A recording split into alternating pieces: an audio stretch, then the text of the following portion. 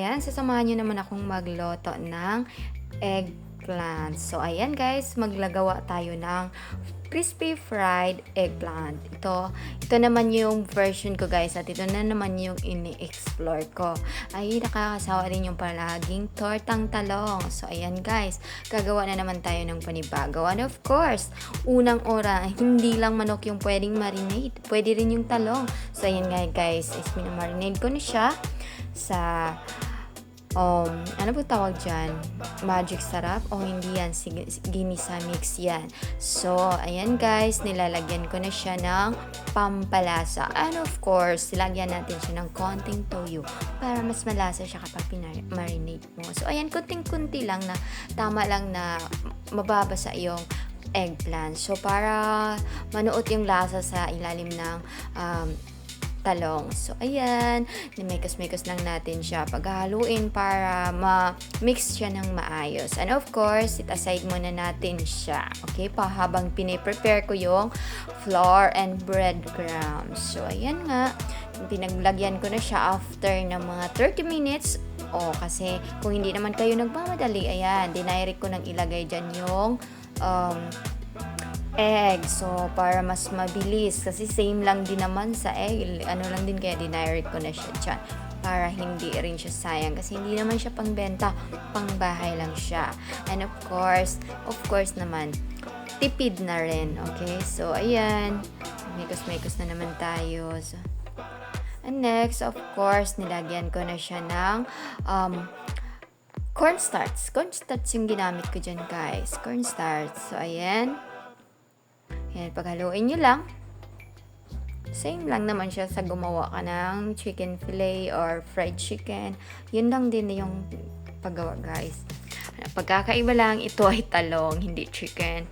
So, ayan guys. Kayo na po yung magtansya kung gaano karami yung gusto nyong flour or cornstarch ilagay. So, ayun, nasa inyo po yun. At kung gaano kadami rin yung talong na gagamitin nyo. And of course, ako kasi guys, is napakahili ko talaga sa fried chicken or kahit anong luto na fried.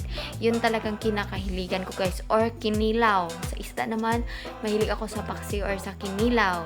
So, ito na naman tayo. Mag-fried tayo. Kasi nakakasawa din yung puro torta na lang. So, ayan, of course, guys, wag niyong kakalimutan yung white pepper or yung durog na pamenta. Yan. Huwag niyong kakalimutan. Ayan, paghaluin nyo lang siya. Nakadepende kung paano nyo siya ilagay sa all-purpose flour. Ako kasi dinairik ko kasi nga sayang naman yung itlog. Yes, dinairik ko na. Ayan, guys. So, syempre, magdikit-dikit siya. Sayang kasi yung flour kapag i-separate ko pa siya. So, ayan na. Yan ang ginagawa. Sayang din yung egg. So, dinairik ko na. Ganun lang din naman yung kinalamansan yan. So, ganun lang. So, ito naman yung breadcrumbs. So, ayan. Ganun lang. Ano nyo lang siya, i-roll nyo lang siya sa breadcrumbs. Easy lang naman, ganun lang kadali siya. Diba? So, ayan, meron ka ng eggplant, crispy fried eggplant. Kung meron chicken fillet or finger fillet, meron ding eggplant finger stick.